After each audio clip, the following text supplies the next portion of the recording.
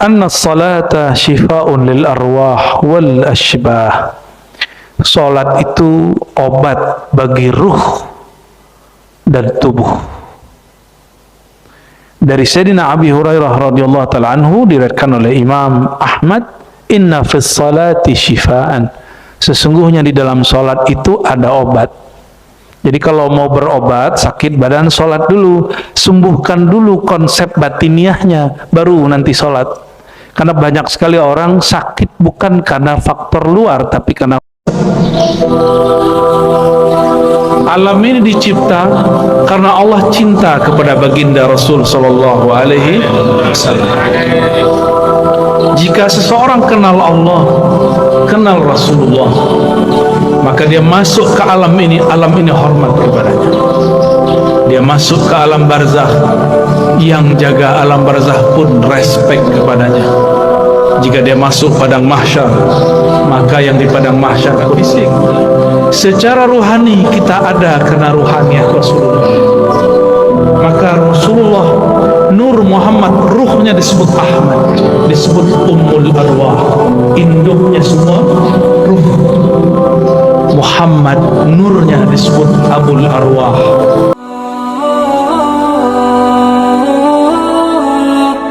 Masa depan kita yang belum tahu apa ujungnya, dan membersihkan hati kita yang masih gelap. Amin ya rabbal alamin.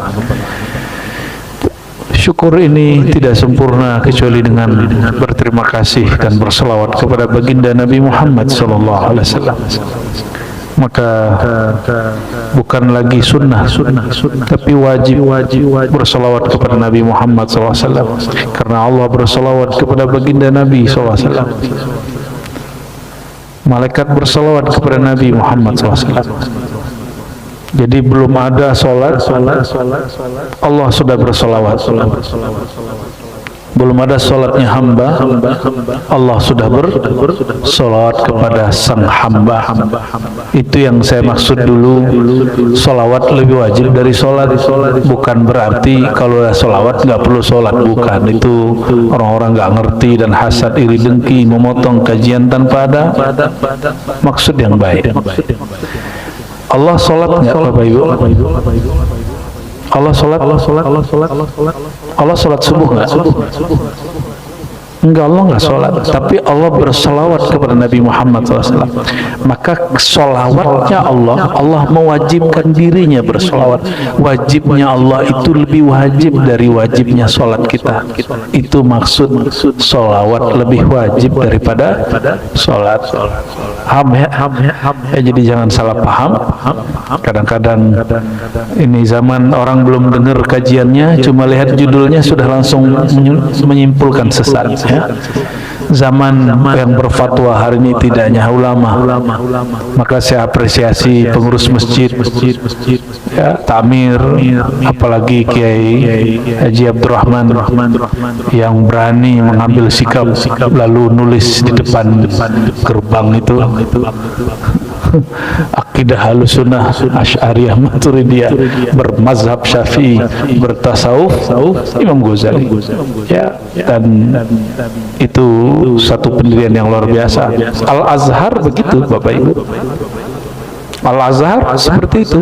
Al-Azhar slogannya seperti itu. Dulu Hadratus Syekh Hasyim Asy'ari juga begitu. Pendiri NU Muhammadiyah kayak Ahmad Dahlan juga sama. Cuma belakangan mungkin dalam pergerakannya ada yang menegaskan, ada yang tidak. Ya. Maka kita yang kurang-kurang tegas kita tegaskan Pak sekarang. Bukan untuk benci-bencian, ya. Bukan berarti yang bukan Syafi'i nggak boleh sholat di sini, bukan. Ya. Di sini ya imamnya kunut gitu ya. Kalau Jumat azannya 2 kali gitu. Ya Alhamdulillah. Ya. Bukan berarti selain bermazhab Syafi'i nggak sholat di sini, nggak. Ya. Biasa aja. Ya, semoga Allah memberkahi pengurus, ya. Pasti di sana sini ada yang tidak sepakat, ya. Kita masuk ke bab yang baru dari kitab Al-Khasa'is Al-Ummah Al-Muhammadiyah, kekhususan, keistimewaan umat Nabi Muhammad SAW.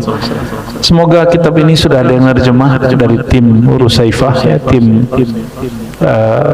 murid-murid dari Abu Yasaid Muhammad Alawi Al-Maliki, dan dicetak kalau bisa bagus-bagus karena ini isinya sangat bagus sekali, menyadarkan umat Nabi Muhammad SAW mengenai kemuliaan yang Allah berikan kepada mereka, ya. Jadi biar kita yakin, jadi umat Nabi Muhammad SAW itu lebih mulia dari semua umat yang ada, ya. Sehingga saya berkali-kali menyampaikan, setiap Nabi berangan-angan ingin menjadi umat Nabi Muhammad SAW. Sekarang masuk ke bab fadailus shalah. Jadi salah satu kelebihan keutamaan umat Sayyidina Muhammad SAW adalah keutamaan sholat. Jadi ada pada sholat, maka orang kalau nggak sholat, dia nggak menemukan jati dirinya sebagai umat Nabi Muhammad Sallallahu Alaihi Wasallam. Sebelum kita masuk kepada teks matan kitab, mari kita baca surah Al-Fatihah untuk baginda Nabi Muhammad Sallallahu Alaihi Wasallam. Lalu untuk para nabi, para sahabat tabi'in, dan pengarang kitab ini Sayyid Muhammad Alawi Al-Maliki. Al-Fatihah. Ya, kenapa dia surat al-ladina namta waladhdallin. Qala wa min syarafil ummatil muhammadiyah, di antara kemuliaan umat Sayyidina Muhammad sallallahu alaihi wasallam, ma ja'alahu Allah ta'ala laha, yang Allah jadikan baginya umat, minal fadail, di antara keutamaan, ala ada'is salawat wal muhafazah alaiha, dalam menunaikan salat dan menjaganya. Apa aja rahasia sholat, fadilah sholat? Yang pertama, anna sholata tukaffirul khataya, sesungguhnya sholat itu tukaffir. Jadi kafir itu istilah yang berarti terhapusnya iman. Sedangkan tukaffirul khataya, sholat itu mengkafirkan dosa, maksudnya menghapus dosa. Itu sebabnya nggak boleh mengkafir-kafirkan orang. Ya, mukafir itu sholat itulah yang menghapus khataya. Ya. Maka ada satu ayat di dalam Al-Quran, surat Hud ayat 114, silakan nanti dicek di rumah, ya. Wa aqimis salata, dan tunaikanlah, dirikanlah sholat, tarafain nahar, di dua penghujung siang, wa zulafan minal lail, dan pada waktu malam. Innal hasanat, karena amal baik, yuzhibnas sayyiat, dapat menghilangkan keburukan. Dzalika dzikra lidzakirin, ini pelajaran bagi ahli zikir. Oleh karena itu Sayyidina Umar bin Abdul Aziz salat setiap hari, meskipun dia seorang gubernur lalu menjadi khalifah, setiap hari 100 rakaat di luar salat wajib. Seorang pemimpin sekelas Umar bin Abdul Aziz, dia sangat sibuk sekali, tapi sholatnya 100. Gimana? Karena dia nggak bisa tidur banyak, maka dia habiskan waktunya untuk bertahajud, sholat. Ada masalah apa saja dia sholat. Sayang sekali Sayyidina Umar bin Abdul Aziz hanya memerintah jadi khalifah setahun lebih sedikit atau 2 tahun, tapi dia lama jadi gubernur. Berkah beliaulah kita hari ini mendapatkan kitab-kitab hadis. Jadi Umar bin Aziz keluarkan peraturan, keputusan khalifah, wajib mengumpulkan hadis dalam bentuk buku. Lalu pimpinan proyeknya adalah Imam Ibnu Syihab Az-Zuhri. Ibnu Syihab Zuhri wafatnya sekitar 124 atau 26 Hijriah. Waktu itu Imam Syafi'i belum lahir, ya, Bukhari belum lahir, Muslim belum lahir. Berkah beliaulah Imam Syafi'i, Imam Bukhari setelah Syafi'i, Imam Ahmad, mereka mudah mengakses hadis. Itu berkah siapa?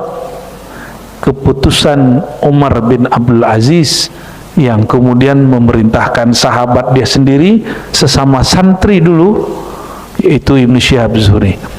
Itu sebabnya harus ada ulama yang membersamai pemerintah supaya program keulamaan masuk ke dalam pemerintah. Kalau enggak ulama bersama pemerintah, nanti ubah-ubah yang bersama pemerintah. Ya, kalau enggak ada yang membersamai mereka, mesti ada yang lain yang membersamai mereka. Maka saya berbaik sangka kepada ulama atau habib yang membersamai pemimpin manapun, baik dari kelas ya bupati, wali kota, gubernur, sampai presiden, raja-raja, dan dimanapun. Meskipun mereka kemudian dihujat, disebut dengan ulama usalatin, ulama plat merah, habib plat merah, itu konsekuensi, ya, konsekuensi. Jadi kita mesti bersyukur. Hadis yang masyhur dalam Sahih Bukhari dan Muslim diriwayatkan dari Sayyidina Abi Hurairah radhiyallahu taala anhu. Apa kata beliau? Aku mendengar Nabi SAW bersabda mengenai rahasia salat membersihkan dosa. Hadis ini kita sering dengar pastinya. Ara'aitum law anna nahran bi babi ahadikum yaghtasilu fihi kulla yawmin 5 marrat. Apa pendapatmu mengenai higienisnya atau kebersihan orang yang di depan rumahnya ada sungai atau ada sumur yang dia mandi 5 kali sehari? Adakah hal yabqa min daranihi syai'? Adakah kotoran yang melekat di badannya sedikit pun? Jawaban sahabat, qalu la yabqa min daranihi ay wasqihi syai'. Tentu tidak, wahai baginda. Ya. Faqala sallallahu alaihi wasallam, lalu beliau mengatakan, kadzalika mathalus salawatil khams. Begitulah perumpamaan salat yang 5. Yamhullahu bihinnal khataya. Allah menghapus dengannya dosa-dosa. Tapi ahli hadis menambahkan, jika di ahli akidah, al khataya di sini as-saghair, yaitu dosa-dosa yang kecil. Kenapa? Karena dosa besar labudda min taubah, mesti bertobat. Nah, kita coba lihat adakah penjelasan beliau seperti itu. Ammal kabair falabudda laha min taubah. Kalau dosanya korupsi mesti tobat, balikin duitnya, dan dia ikrar bertobat. Ya. Kalau dia minum khamar sama, dia harus bertobat. Tobat itu ada ikrarnya, aku bertobat, sadar dan tidak mau mengulangi lagi. Kalau besok terulangi lagi, itu lain cerita. Besok rahasia Allah, nggak usah dipikirkan. Nanti syaitan berkalam, nanti aja tobatnya, ya, nanti aja tobatnya, daripada kamu nanti tobat sembalado berulang-ulang. Nah, ini setan yang ngomong. Sayangnya setannya ustadz melarang tobat sembalado, padahal tobat sembalado itu wajib, Pak. Kita kan nggak tahu masa depan. Yang penting hari ini, masa lalu kita tobatkan, besok urusan lain. Yang penting kita tidak berniat mengulangi maksiat. Itu yang disebut tobat. Jadi apa yang disebut tobat? Ikrar penyesalan dan berniat tidak mengulang. Mengenai esok terulang, nggak ada urusan kita. Itu urusan masa depan. Yang penting hari ini dan masa lalu dulu dibereskan. Ya, besok juga belum tentu hidup. Ya. Karena kematian itu misteri, kita nggak tahu, Bapak Ibu, makanya anggaplah kematian itu di depan mata, maka kita tobat setiap saat. Nah, maka Nabi SAW bertobat setiap harinya 100 kali. Itu Nabi. Nah, berarti tobat itu nggak nunggu besok, ya. Dan salah satu menunya sholat ada Rabbighfirli warhamni. Itu duduk antara dua sujud, itu duduk pertobatan. Maka walaupun mohon maaf sedikit saya berbeda dengan pengarang kitab, tapi bukan berbeda menentang beliau, sholat itu di dalamnya sudah ada tobat. Rabbighfirli, Rabbighfirli, Rabbighfirli. Di hadis Imam Muslim diulang 3 kali. Rabbighfirli, Rabbighfirli, nggak dibaca yang lain.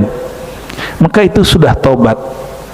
Tobat itu memohon minta ampun, dan gak mesti lafaznya wa atubu ilaik, cukup astaghfirullah. Nah, beberapa ulama membedakan istighfar dan tobat. Bagi saya istighfar itu maknanya sekaligus tobat, ya. Istighfar itu maknanya sekaligus tobat, tapi memang banyak ulama yang membedakan itu, ya.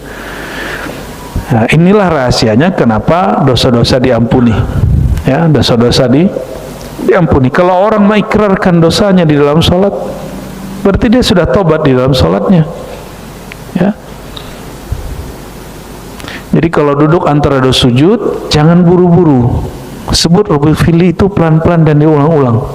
Jadi kadang-kadang kami kalau sholat, saya tidak sampai baca sampai akhir.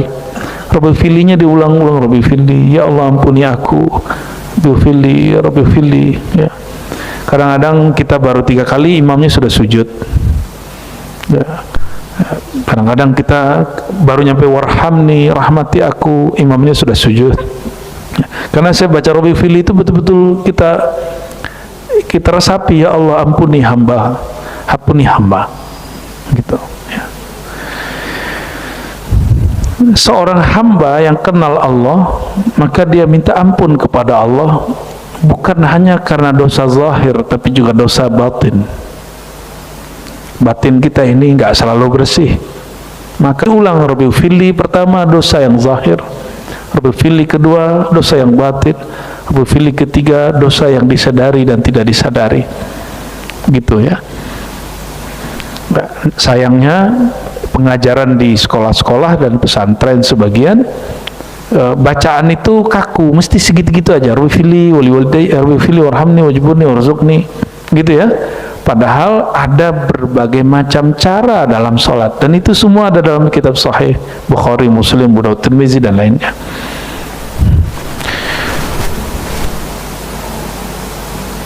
As-salawatul khams wal jum'ah ilal jum'ah wa ramadan la ramadan kafaratun lima bainahunna ma lam tukhshal kabair, ya. Beliau memakai hadis riwayat Imam Tirmizi dan Muslim. Salawat ke salat, Jumat ke Jumat, Ramadan ke Ramadan, kafarah, menjadi penebus. Kafarah, apa arti kafarah? Penebus. Kafarat, kita sering nyebutnya kafarat. Antara dua waktu itu, antara misalnya kita tadi zuhur sampai nanti tadi subuh sampai ke zuhur, pasti ada maksiat hari ini, betul? Maksiat lisan kah, maksiat hati. Nah, nanti Allah hapus tanpa perlu bertobat. Nah, maka kalau yang dia ikrarkan, ya Allah ampuni aku dari dosa apa, begitu, itu namanya tobat, ya. Dan kita berniat untuk tidak mengulangi kembali, ya. Malam tukhshal kabair, selama dia tidak melakukan dosa besar. Dosa besar mesti dengan ikrar taubat, ya, mesti dengan ikrar taubat, ya. Ini luar biasa nih, bocil-bocil juga ikut, ya. Cuma si bocil itu main handphone.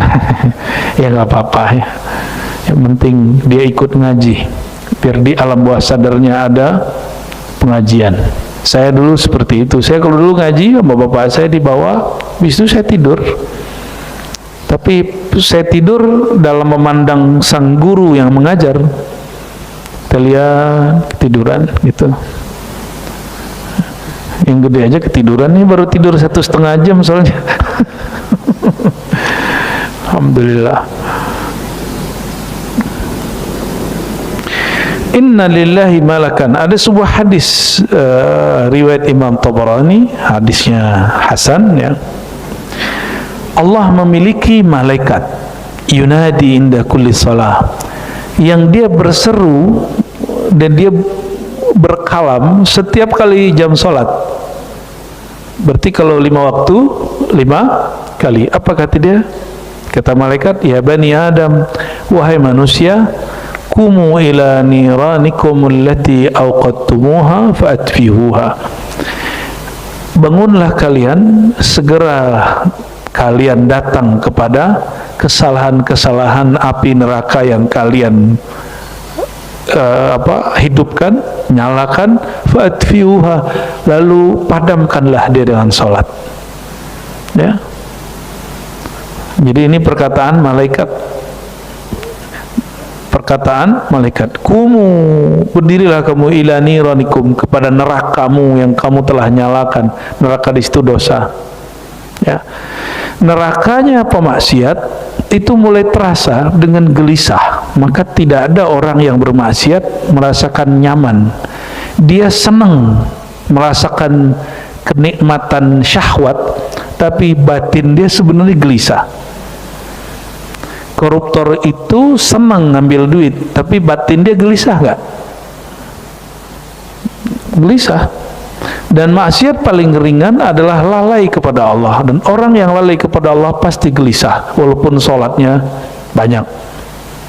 Ya, tapi lumayan, dia masih sholat. Ya.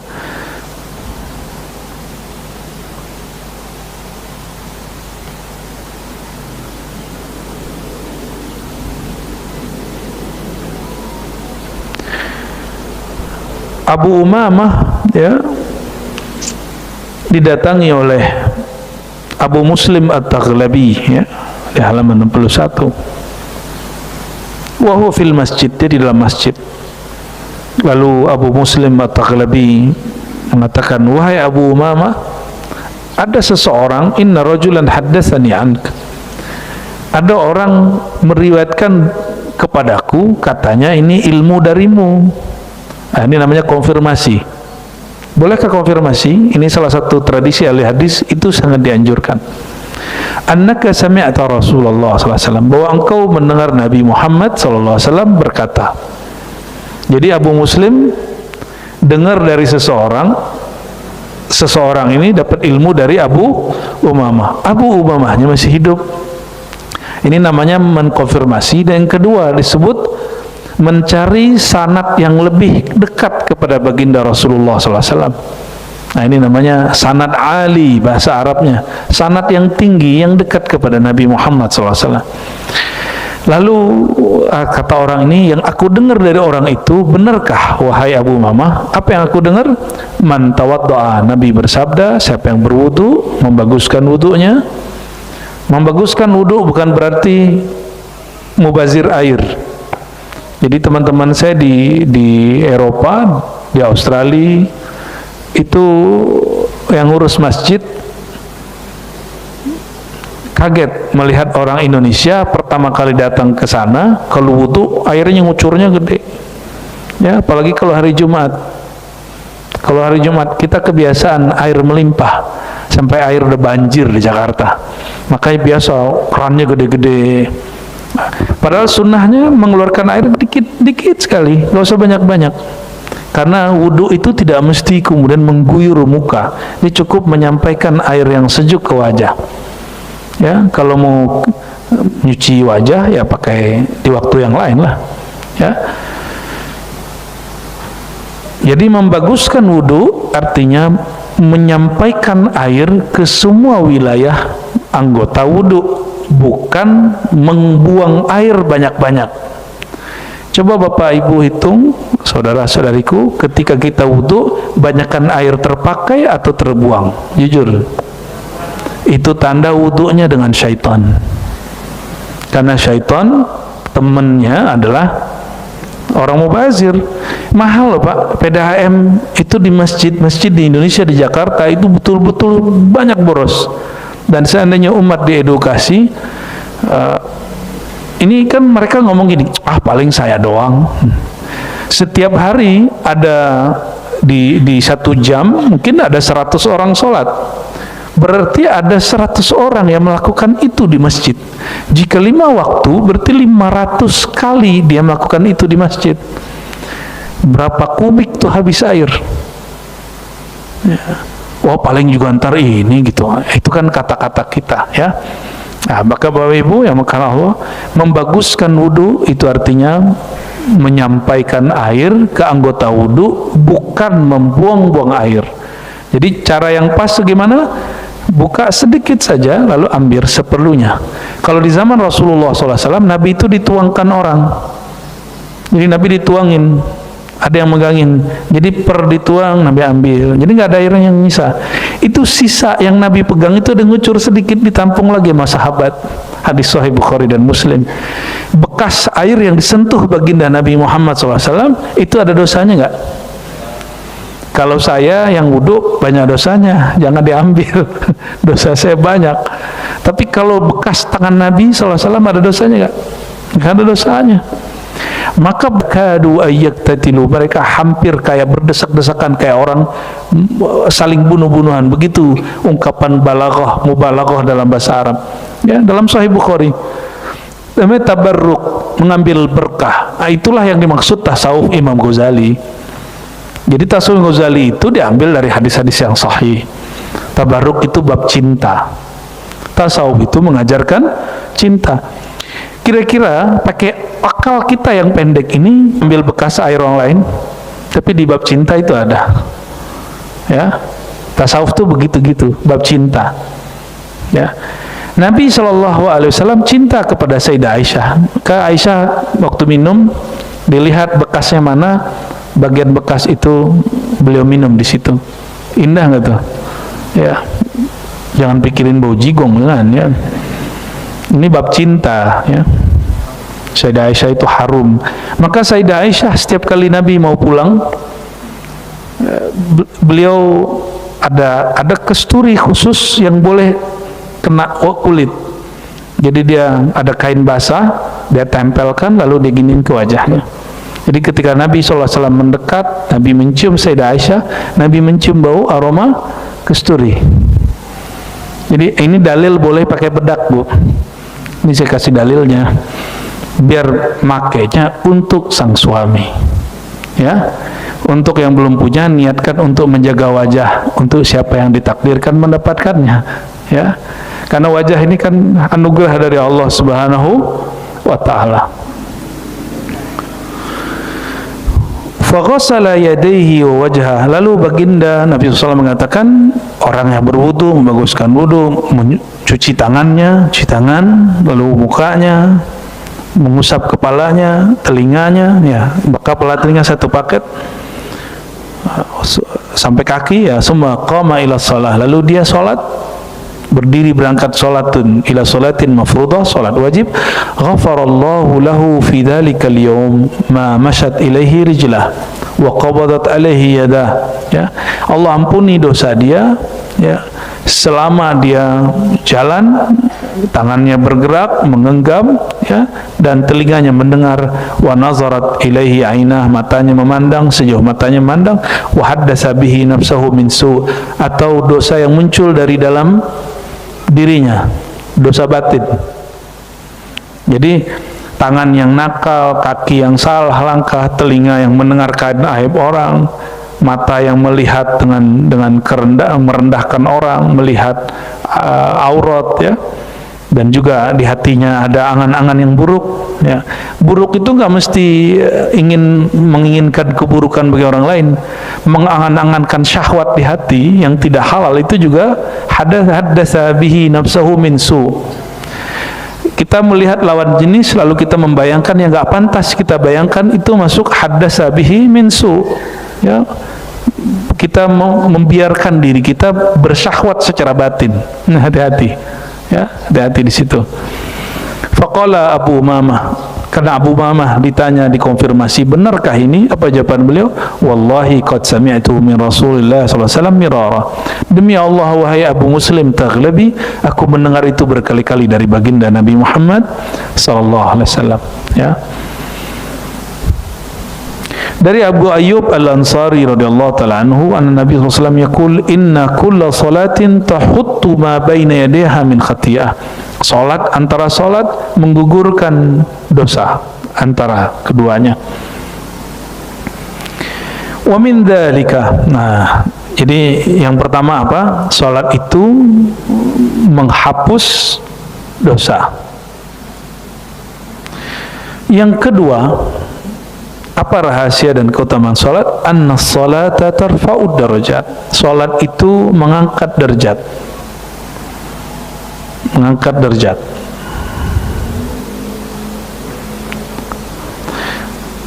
Rawa Muslimun an Ma'dan ibn Abi Talha. Imam Muslim meriwayatkan dari Sayyidina Ma'dan bin Abi Talha radhiyallahu ta'ala anhu, kata beliau, laqitu Sauban maula Rasulullah sallallahu alaihi wasallam. Aku bertemu mantan budak Nabi yang Nabi merdekakan, namanya Sauban. Ini Nabi punya budak.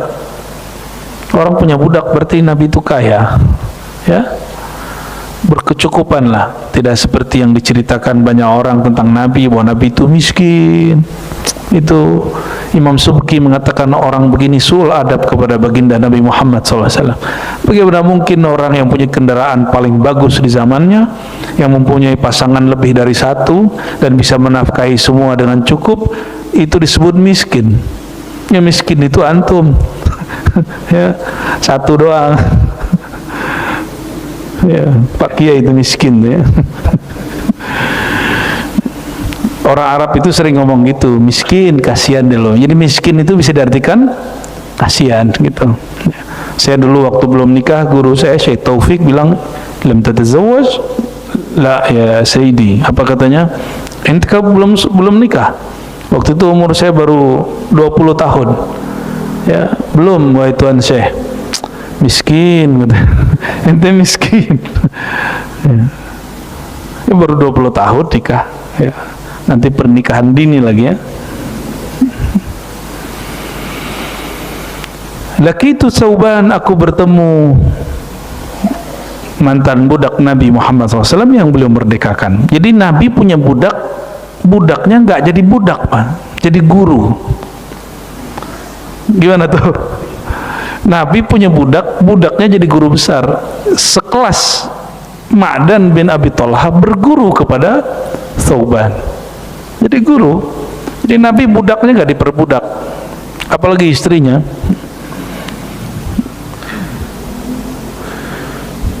Fakultu akhbirni bi'amalin a'maluhu yudkhilunil jannah, ya, yudkhiluni Allahu bihi al-jannata. Kabarkanlah, ajarilah aku satu amalan. Nah, ini minta belajar nih sama mantan budak. Wahai Tuan Sauban, ajarkan aku amalan yang menghantarkan aku masuk surga. Jadi Allah memasukkan aku bihi dengan amal itu al-jannah, surga. Lalu Sauban mengatakan, akhbarani,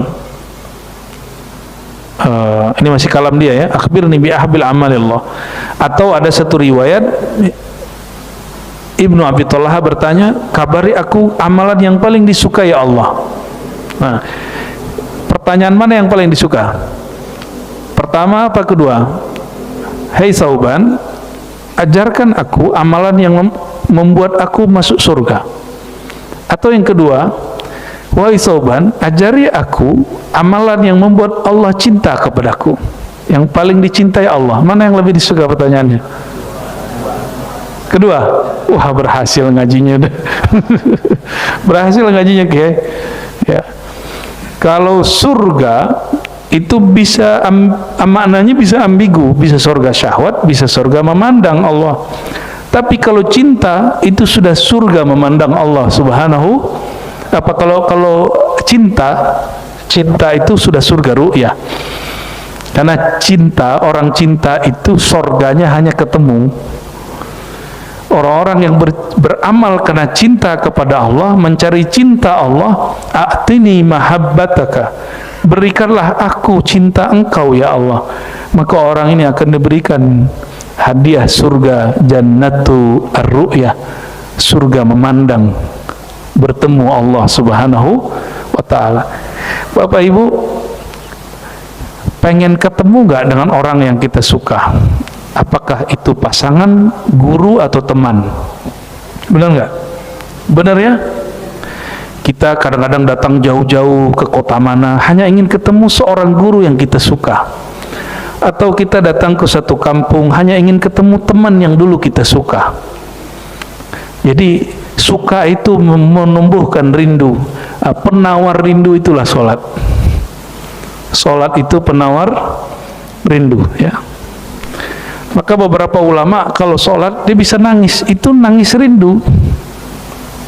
Nangis rindu. Dan tangisan inilah yang abadi sampai mati. Kalau hanya takut neraka, harap surga, ini bisa hilang, naik turun. Tapi rindu kepada Allah nggak bisa sembuh, karena dia bukan penyakit, dia anugerah. Ya, kullu syauqin maradun illa syauq ila Nabi sallallahu alaihi wasallam. Semua rindu itu penyakit kecuali rindu kepada baginda Nabi Muhammad sallallahu alaihi wasallam. Apalagi rindu kepada Rabbi Muhammadin sallallahu alaihi wasallam, rindu kepada Tuhannya Sayyidina Muhammad sallallahu alaihi wasallam. Maka belajar rindulah dengan berselawat. Belajar rindulah kepada Allah dengan sholat. Yakin nggak sholatnya diterima itu? Enggak, saya nggak yakin Pak, sholatnya nggak ada yang khusyuk. Maka cukup kita katakan, ya Allah, sholatku tidak pantas diterima, tapi aku sedang belajar merindui Engkau di dalam sholat, belajar mencintai Engkau dalam sholat. Jadi sholat itu latihan sebenarnya. Semoga sebelum meninggal, walaupun satu kali sholat kita diterima, Allah itu cukup selama-lamanya. Jadi sekali saja sholat kita diterima cukup Pak, selama-lamanya. Ya, ulama-ulama salafus saleh dulu sering mengatakan, lau araftu, lau alimtu, seandainya aku tahu bi anna salati maqbula, salatku diterima oleh Allah, aku rela mati, aku rela berpulang ke hadirat Allah Subhanahu wa ta'ala. Berarti udah siap ketemu Allah. Karena orang mengira kalau mati langsung ketemu Allah. Enak bener. Emang mati langsung ketemu Allah? Ketemu mungkar nakir dulu bro. Ketemu mungkar nakir dulu. Mungkin digampar-gampar dulu sama dia, ya. Kita masuk imigrasi aja ketakutan, gimana masuk imigrasi alam barzakh? Ya, benar nggak? Masuk imigrasi aja repot. Seorang syekh dari Mesir itu ahli thariqah, ahli zikir, ahli hadis, dan dokter. Apa kata beliau? Tempat yang paling menakutkan di dunia adalah imigrasi. Dia ngomong begitu. Padahal itu ahli zikir tuh. Ya, saya nggak usah sebut nama syekhnya. Jadi pertanyaan mana yang paling bagus? Yang paling disuka? Yang pertama, kedua? Ya. Yang pertama boleh disuka tapi dengan makna surga ru'yat, surga memandang, ya. Summa sa'altuhu fasakat. Tapi Sauban ditanya, dia diam aja.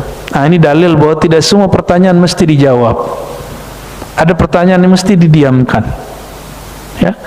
Sayyidina Sauban, betapa mulia hidup beliau, dia khidmat kepada orang yang paling disayangi oleh Allah Subhanahu wa ta'ala.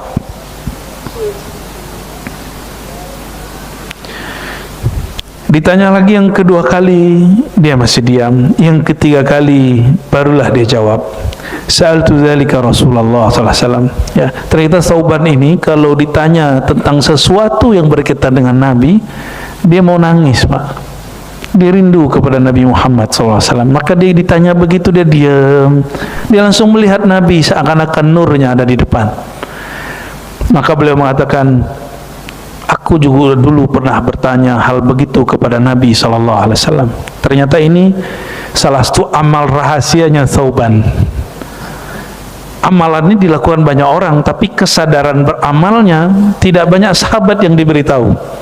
Sauban kemudian mengatakan, wahai saudaraku Ma'dan, aku dulu juga bertanya hal ini kepada baginda Nabi Muhammad sallallahu alaihi wasallam. Lalu beliau menjawab. Apa pertanyaan tadi? Apakah amalan yang paling dicintai oleh Allah, ya? Jawabannya apa? Alaika bikasratis sujud. Hendaklah engkau banyak-banyak sujud.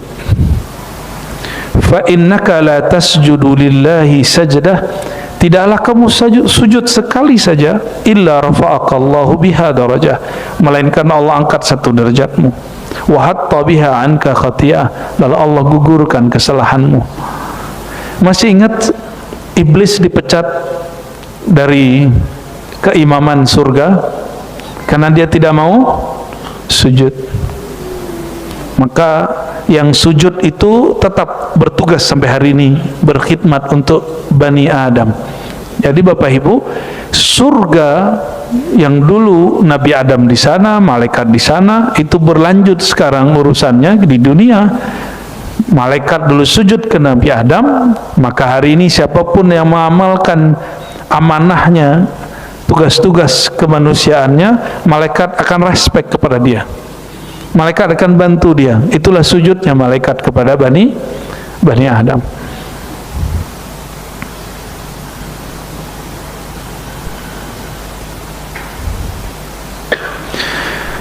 Dan di dalam surat Al-Hijr, surat Sad ya, ayat 27, Al-Hijr ayat 27 itu, 27-28, itu Allah buat mengajarkan kepada malaikat.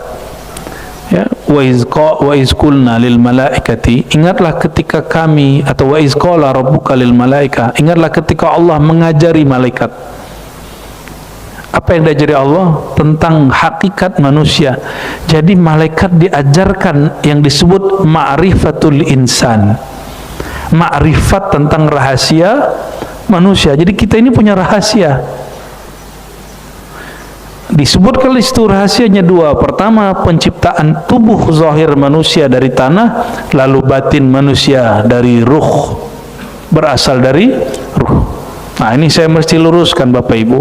Ini banyak orang salah menerjemah kalam ini. Ada satu kalimat ulama kita secara sirriyah mendapat ilham. Allah berkalam. Al-insan sirri wa ana sirru. Ya. Al-insan, coba perhatikan. Allah tidak mengatakan aku adalah insan. Ya kan? Allah tidak mengatakan aku adalah insan. Allah mengatakan dalam kalam ilham itu, manusia adalah rahasia sirku dan sirku adalah manusia. Perhatiin, Allah tidak berkalam manusia itu aku itu manusia, enggak. Hari ini muncul orang mengajarkan ma'rifat bahwa al-insan itu Allah. Itu keliru besar. Itu kekeliruan dalam kajian ma'rifatullah. Allah berkalam aku, sirnya manusia, rahasianya manusia. Bukan berarti aku manusia. Manusia itu rahasia aku. Ini secara makna. Dan perlu tahu, ini bukan ayat, bukan hadis, ini cuma ilham para ulama. Ilhamnya Syekh Abdul Qadir Jilani. Ya. Jadi jangan salah paham. Banyak hari ini orang mengatakan hakikat insanku adalah Allah. Udah jadi Allah aja tuh. Nabi Muhammad SAW sudah diangkat Mi'raj ke Aras, jadi Allah enggak? Apakah beliau mengatakan rahasiaku adalah Allah? Aku adalah Allah, ada nggak begitu? Enggak pernah. Kalimat sir dalam bahasa Arab itu indikator pasangannya ma'rifat. Jadi kalimat ana al-insan sirri, insan itu sir, rahasiaku. Nah, kata rahasia itu diterjemah ma'rifat. Jadi pasangannya sir apa? Ma'rifat, bukan zat. Gitu ya. Jadi kalau yang disebut rahasia, secret, maka tentang itu disebut dengan ma'rifat, pengetahuan. Pengetahuan itu ada objeknya, ada zatullah, sifatullah, asma Allah, af'al Allah. Ya. Saya banyak ketemu kekasih-kekasih Allah itu, nggak ada mereka yang mengatakan aku Allah, nggak ada. Mereka selalu mengatakan tiadalah aku. yang ada hanya keindahan Allah, kebaikan Allah. Selalu begitu, mereka nggak ada, bukan aku. Itu sebabnya menghancurkan keakuan itu hanya melalui sujud. Orang-orang yang sujud keakuannya lebur. Itulah sebabnya Allah suka kepada orang yang sujud. Ya. Jadi orang-orang yang benar-benar sujud, ini yang disebut asarus sujud, bekas sujud. Jadi bekas sujud di jidat mungkin hitam, tapi pada batin kita hilangnya ego. Ego itu kemudian jadi jinak. Tapi kan nggak semua kulitnya sama. Ada yang kulitnya kalau sujud berkali-kali juga nggak hitam-hitam. Berarti bukan itu semata bekas sujud, itu bekas zahir, bekas batinnya yang dimaksud. Karena cinta itu urusan batinnya, bukan urusan zahir, ya. Jadi kenapa malaikat Azazil itu moyangnya syaitan, dipecat dari tugas kemalaikatannya karena dia tidak mau sujud. Dan saya khawatir orang-orang yang tidak mau sujud padahal dia mengaku wali, orang-orang yang mengaku sujud padahal dia mengaku ahli makrifat, Allah akan hentikan, Allah akan cabut nur daripadanya. Nauzubillah min zalik. Kita berbaik sangka kepada semua orang. Kalau ada orang tidak sholat di hadapan mata kita, kita berbaik sangka, mungkin dia sholat di kamarnya, di ruang yang kita tidak tahu. Tapi kalau ada orang mengatakan gak perlu sholat, saya ini sirnya Allah, nah udah selesai sudah itu orang. Itu yang ngomong iblis, tubuhnya manusia. Ya, jadi setan bertubuh manusia hari ini banyak, ya, banyak sekali. Tidak hanya urusan maksiat, tapi urusan kesombongan. Maka saya alhamdulillah Bapak Ibu ketemu juga sama orang begitu, dan kita bisa cek, itu kelihatan dari postur mukanya, apa nyebutnya, wajah orang-orang sombong itu kelihatan. Sombong dan mengakukan dirinya di hadapan Allah Subhanahu wa taala itu kelihatan, atau mengakukan dirinya sebagai Allah. Itu kegelapan kolbunya itu membayang ke wajahnya. Ya, nggak tahu Bapak Ibu ngerasain begitu atau enggak, itu pengalaman masing-masing ya. Tapi kita nggak akan keluarkan itu di depan orang, kita rasakan dalam hati aja.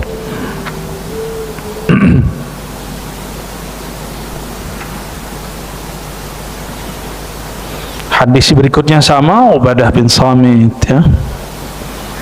Nah, kita masuk ke halaman 62. Bismillahirrahmanirrahim. Anna salata khairu mawdu'in syara'ahu Allah tabaraka wa ta'ala.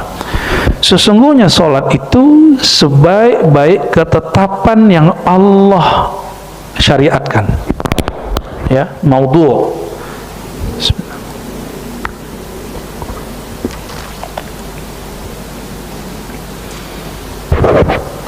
Hadis ini diriwayatkan oleh Imam Tabrani. Ini ada kalimat dari Sayyidina Abu Hurairah, as-salatu khairu mawdu'in faman istata'a yastaksir falyastaksir.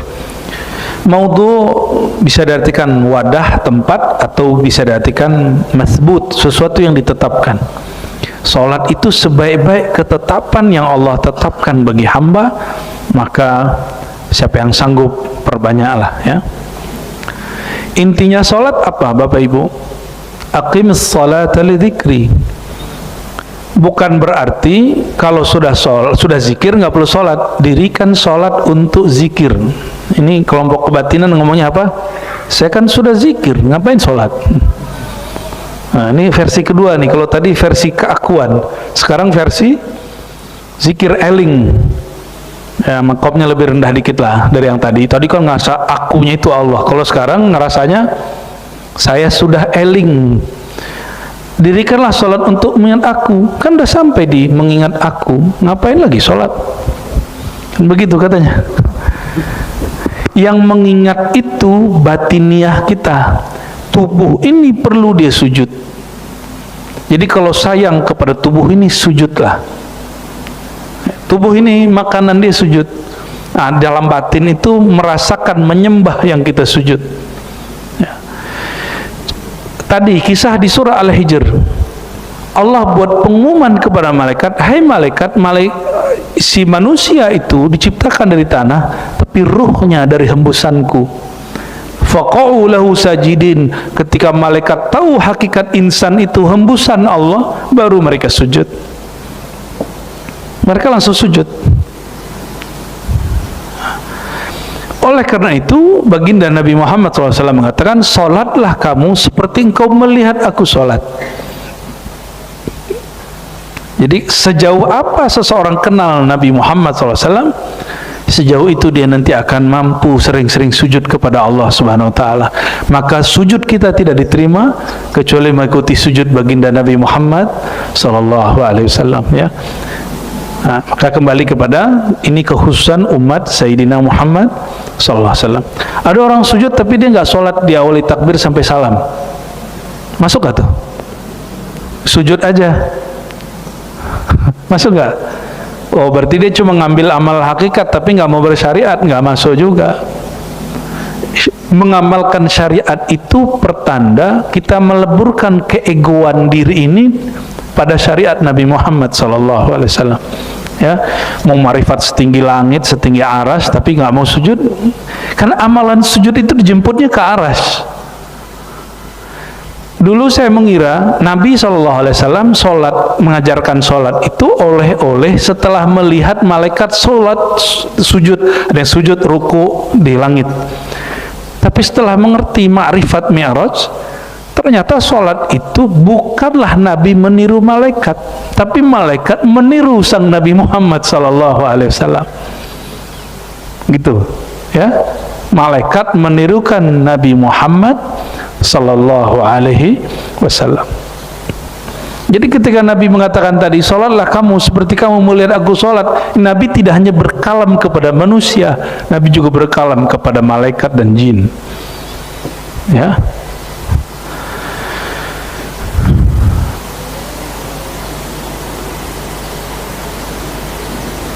Wa min dzalika, kalau tadi sebaik-baik syariat, sekarang sebaik-baik amal, sama dari Sauban, ya. Wa'lamu anna khaira a'malikum shalah. Ketahuilah bahwasannya amal terbaikmu salat.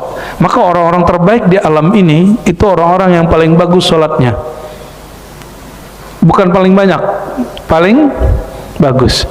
Jika banyak dan bagus, itu 2 kali lipat. Sayyidina Umar bin Abdul Aziz udah begitu sholatnya 100 rakaat setiap hari. Itu ditanya orang, kamu dan sahabat Muawiyah yang konflik dengan Ali, muliaan mana? Jawabannya apa? Jangankan si Muawiyah, debu yang nempel di Muawiyah itu lebih mulia dari aku, Umar bin Aziz, yang sholatnya berapa tadi? 100 rakaat setiap hari. Kenapa? Muawiyah walaupun hanya 2,5 tahun ketemu baginda, tapi dia pernah bertemu baginda Nabi Muhammad SAW, dan itu cukup. Adapun konflik politik wajar. Sekelas sahabat Sayyidina Ali, Sayyidina Umar, itu konflik politik, Pak. Jadi kutubnya Sayyidina Umar itu nggak sama dengan kutub Sayyidina Ali. Orang-orang yang dijamin masuk surga ini, politik mereka beda. Masa kita yang belum tentu dijamin masuk surga ini nggak boleh beda? Ya. Oh, ini hasil kesepakatan ulama. Lah itu kan ulama kamu. Ulama yang ono belum tentu, ya kan? Belum tentu kan? Jadi tolong Bapak Ibu, urusan politik itu tidak merusak ma'rifat sholat kita. Ya, amin ya rabbal alamin. Wala yuhafizu 'alal wudu'i illa mu'min. Ciri-ciri indikator seseorang itu mukmin yang baik, dia selalu menjaga wudu. La yuhafiz 'alal wudu, tidaklah menjaga wudu kecuali mukmin. Nah, mulai latihan jaga wudu, tapi dengan syarat tadi, wudunya jangan berlebihan. Dan ada cara wudu yang mudah. Bapak Ibu ini kan kadang males wudu lagi karena harus copot sepatu, betul nggak? Enggak. Kalau kita berangkat sudah pakai kaos kaki, pakai sepatu, nanti batal wudu, cukup diusap sedikit kepala, bukan diguyur, nanti sepatunya bau. Ambil air dikit diusap aja. Ya, jadi wudu atas seperti biasa, ketika di kaki tidak disiram, cukup di al-mashu alal khuf, Ya, dulu disebut khuf karena khuf itu dia rapat. Nah, sekarang ya dikiaskanlah dengan sepatu yang ada sekarang. Bagian berikut. Ini bagian terakhir barangkali ya di pagi ini. Anna salata shifaa'un lil arwah wal ashbah. Salat itu obat bagi ruh dan tubuh. Dari Sayyidina Abi Hurairah radhiyallahu ta'ala anhu diriwayatkan oleh Imam Ahmad, inna fis salati shifaan, sesungguhnya di dalam salat itu ada obat. Jadi kalau mau berobat sakit badan, salat dulu, sembuhkan dulu konsep batiniahnya, baru nanti salat. Karena banyak sekali orang sakit bukan karena faktor luar, tapi karena faktor di dalam dirinya. Ya, jadi saya sampai hari ini melihat kok saya masih ada sakit di badan saya. Saya masih bertanya-tanya, Pak, apa yang nggak beres dari sifat saya atau cara berpikir saya di dalam diri? Jadi setiap hari saya kemudian memuhasabah itu. Mungkin misalnya punggung sakit gitu ya, apa yang pegel, kolesterol apa, kita sering memikirkan itu. Jangan-jangan ini, jangan-jangan itu. Ya, bermuhasabahnya begitu. Ya. Karena banyak sekali orang-orang yang sebenarnya penyakitnya ada di dalam dirinya, dia bisa sembuhkan dengan merubah konsep itu, tapi dia buru-buru berobat keluar. Akhirnya ketergantungan dengan obat dari luar. Dia lupa ada penyembuh dari dalam dirinya. Ya. Jadi mulai sekarang, nah ini amalannya Said Muhammad. Beliau setiap kali syuruk, habis itu sholat hajat. Nah, hajat kan apa? Kesembuhan jiwa dan kesembuhan badan. Seandainya pun masih sakit, terima aja. Berarti masih ada penyakit di dalam dirinya. Ya. Dan hari ini psikolog dan dokter sudah menemukan polanya. Orang yang cemas penyakitnya nanti di badannya apa, ya kan? Orang cemas biasanya penyakitnya ke kepala apa ke dadanya? Mana Pak Dokter? Ya, Pak pengurus dokter juga. Ya, orang kalau cemas biasanya yang nyesek kepalanya pada dadanya. Maka orang asma itu bisa jadi biologisnya, bisa jadi emang dirinya ada masalah. Dan itu bisa disembuhkan dengan sholat. Ada seorang sahabat kehilangan sendal, masih ingat riwayatnya hadis Tirmizi? Digelisah. Sendal di zaman dulu mahal, Bapak Ibu. Orang sahabat seringkali pergi ke masjid nggak pakai sandal. Kita sekarang sandal murah-murah ya. Nah, maka ketika sahabat itu panik, kalau dia panik nanti akan muncul penyakit-penyakit dalam jiwanya dan penyakit di badannya. Apa kata Nabi? Sholli rakaatain, sholat dulu 2 rakaat, jangan cemas. Nah, orang-orang yang cemas ini akan gampang sakit kepala, akan gampang sakit dada, gelisah gitu. Ya, barangkali inilah oleh-oleh dari Said Muhammad, Abu Yasin Muhammad Alawi Al-Maliki. Beliau mengatakan berdasarkan hadis Imam Ahmad bahwa sholat itu penyembuh bagi rohani dan dapat memperkuat jasmani. Ya, benar, kuat nggak jasmani? Sholat itu kuat nggak jasmani, Pak? Kuat ya. Jadi yang sholatnya selama ini duduk di kursi, coba di konsep ulang badannya, pasti nanti bisa balik lagi tuh, bisa sujud lagi nih. Ya, eman cuma duduk di kursi, kecuali memang sudah sangat fatal. Ya, tapi setahu saya orang-orang yang betul-betul menemukan pola dalam dirinya, dia bisa kembali lagi. Ya, barangkali itu, Kiai udah nyampe di alam mana? Kiainya habis tahajud malam tadi. Ada tanya jawab? Oke.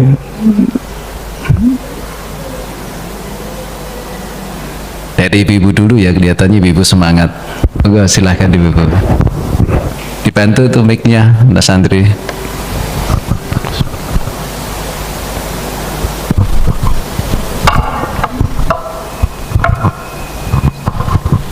Assalamualaikum warahmatullahi wabarakatuh. Assalamualaikum warahmatullahi wabarakatuh.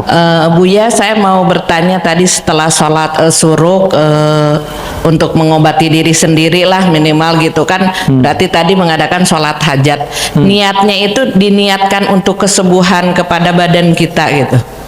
Iya, diniatkan hajat itu berarti ada keperluan, kebutuhan kepada Allah. Jadi diniatkan, ya Allah, aku sholat hajat, nah, sebutkan dalam hati untuk kesembuhan, jangan batin dulu, batin dulu, kesembuhan jiwaku. Jadi sakit jiwa itu sebenarnya tidak horor-horor amat. Gelisah itu sakit jiwa, orang stres tertekan itu sakit jiwa, orang panikan itu sakit jiwa, suka prasangka was-was malam itu sakit jiwa. Jadi kalau dikumpulin gini penuh juga rumah sakit jiwa ini. Dan yang begitu obatnya sederhana, cukup sholat sama zikir. Enggak, itulah hebatnya Abah Anom itu buat namanya pesantren Inabah untuk menyembuhkan orang-orang yang kena narkoba, orang stres, orang gila, sembuh Bapak Ibu. Orang kalau narkoba ada sakaunya nggak? Orang sakau kan mau teriak-teriak ngomong, dihajar pakai zikir keras. Dulu ada guru Zuki namanya di Kedah, saya pernah ke sana, murid Abah Anom. Dulu dianggap sesat karena zikir keras-keras. Tapi ketika beliau dengan izin Allah, di tangannya dengan izin Allah sembuh orang kecanduan di Malaysia. Orang-orang kerajaan langsung datang ke sana. Ada apa ini? Ajaran apa ini? Kok bisa sembuhin? Ya. Pakai zikrullah, ya. Tapi tetap bertahan. Jadi ini sudah banyak, ya. Namun Bapak Ibu, seandainya tubuhnya belum sembuh dengan zikir, minimal batinnya sembuh dengan zikir. Yang paling penting itu batin. Kalau tubuh ini tanda dia bukan abadi, dia sudah mulai rusak, ya. Rambut sudah mulai beruban, jalan jauh dikit sudah mulai ngos-ngosan. Betul ya? Benar nggak? Apalagi kalau imamnya sholatnya panjang, kaki udah mulai langsung gemeteran. Ya, padahal itu latihan, benar itu latihan. Kaki berdiri lama-lama, maka cara berdiri itu harus benar. Napaknya harus seimbang. Harus seimbang napak kaki itu napaknya. Itu yang disebut syarat rukun pertama sholat itu tegak berdiri dengan betul. Jadi jangan berdiri santai begini, nanti punggungnya dibengkok. Jangan juga begini, kan ada orang yang terlalu tawadu sholatnya begini. Enggak benar juga, dia harus rileks. Ya, arihna bis sholah, kata baginda Nabi Muhammad SAW, rehatkan kami dengan sholat. Berarti sholat itu merilekkan badan. Jadi nggak sempat lagi bidah-bidahin orang dalam sholat, apalagi nyari kaki orang. Itu nggak rileks. Ya, ini saran saya, antum sudah benar mau meluruskan, merapatkan soft, tapi itu sebelum takbir. Kalau mau mendapatkan sholat ala baginda Nabi Muhammad SAW, relax dalam sholat. Jadi nggak usah pikirin orang lagi. Kita sudah di hadapan Allah, masa masih cari kaki orang? Nggak malu antum diperhatiin Allah begitu? Ya, kita sudah, Imam Junaid kalau udah sholat dia udah mulai bergetar karena dia merasa dilihat oleh Allah Subhanahu Wa Taala. Gak sempat mikirin yang lain.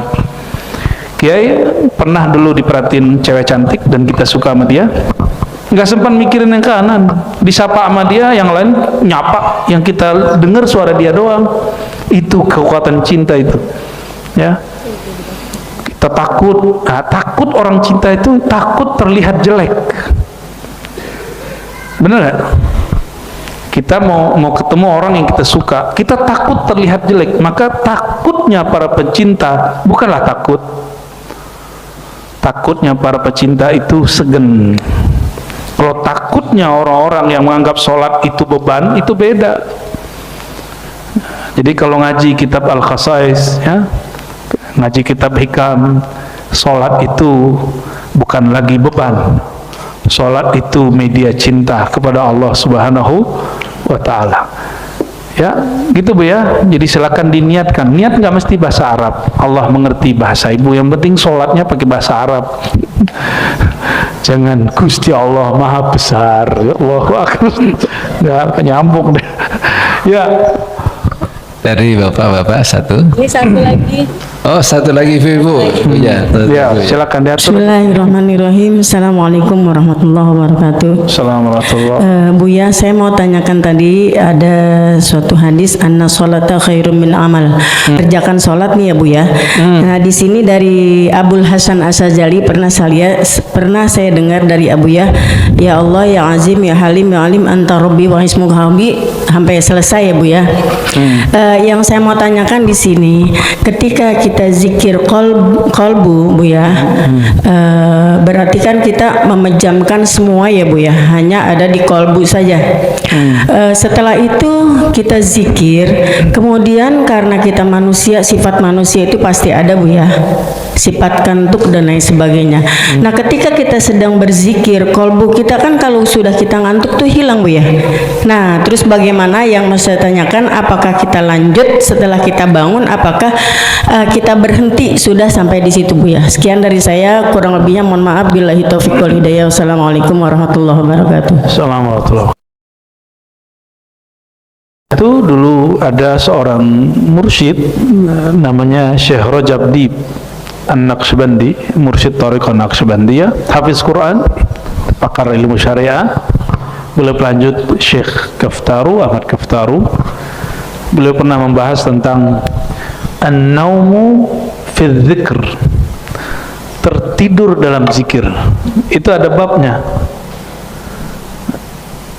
Termasuk an-naumu fi ta'lim.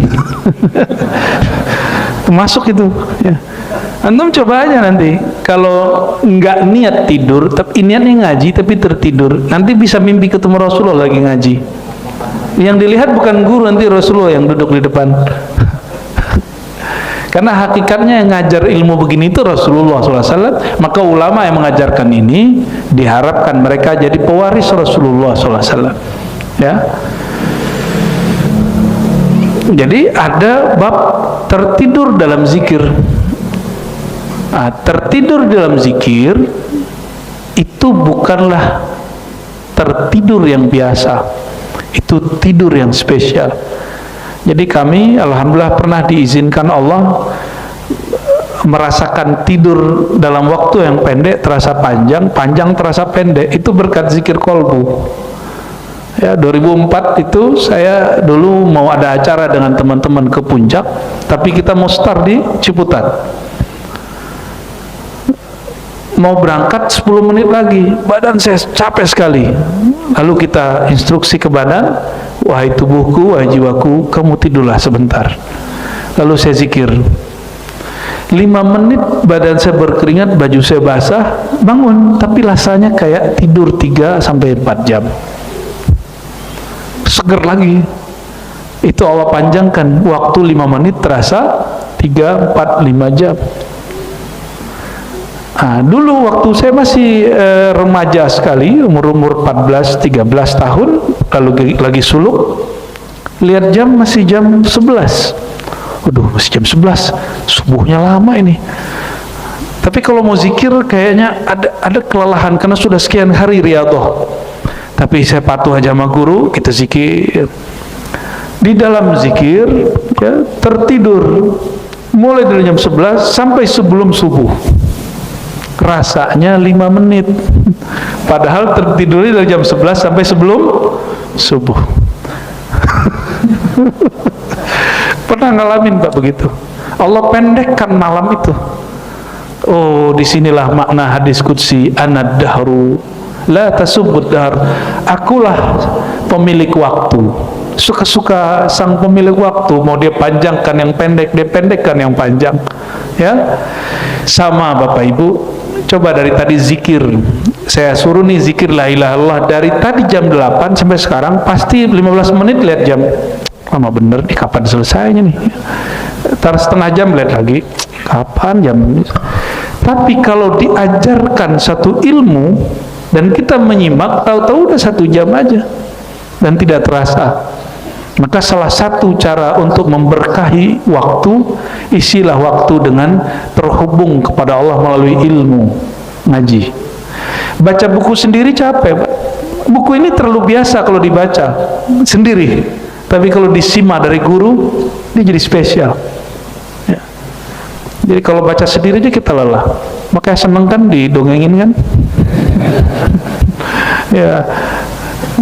Dan Bapak Ibu tinggal denger doang kok, tinggal kolbunya dibuka, kupingnya dipasang, pikirannya siap menampung, udah langsung tuh bekerja, mesin waktu itu bekerja. Maka saya dapatlah satu kesimpulan Bapak Ibu. Apa kesimpulannya? Sibukkan hatimu dengan sang pemilik waktu, maka mintalah sesukamu. Ya, mau dipanjangkan, dipendekkan, diberkahi, itu sebentar. Ya, Al-Fakir, saya sendiri merasakan keberkahan waktu. Ngaji nahwu sorof cuma 3 bulan, bisa langsung bisa baca kitab. Kitab-kitab yang berat itu saya langsung bisa baca, biiznillah, dengan izin Allah. Itulah kerjaan sang waktu. Maka saya tidak melihat ini pintarnya kita, tapi kita dipintarkan oleh Allah. Kita tidak merasa kita yang berilmu, tapi kita diberi ilmu, utul ilma, diberi ilmu oleh Allah. Kapanpun Allah bisa ambil ilmu itu. Nah, supaya ilmu itu tidak diambil, maka pakaikan adab ilmu. Ya. Ada lagi? Satu lagi? Dari bapak-bapak, satu lagi. Boleh Pak? Oh, sudah baik. Ya, silakan Pak Afan ya. Assalamualaikum warahmatullahi wabarakatuh. Assalamualaikum warahmatullahi wabarakatuh. Buya mau tanya mengenai hakikat atau makna dari sujud syukur, Buya. Sujud syukur.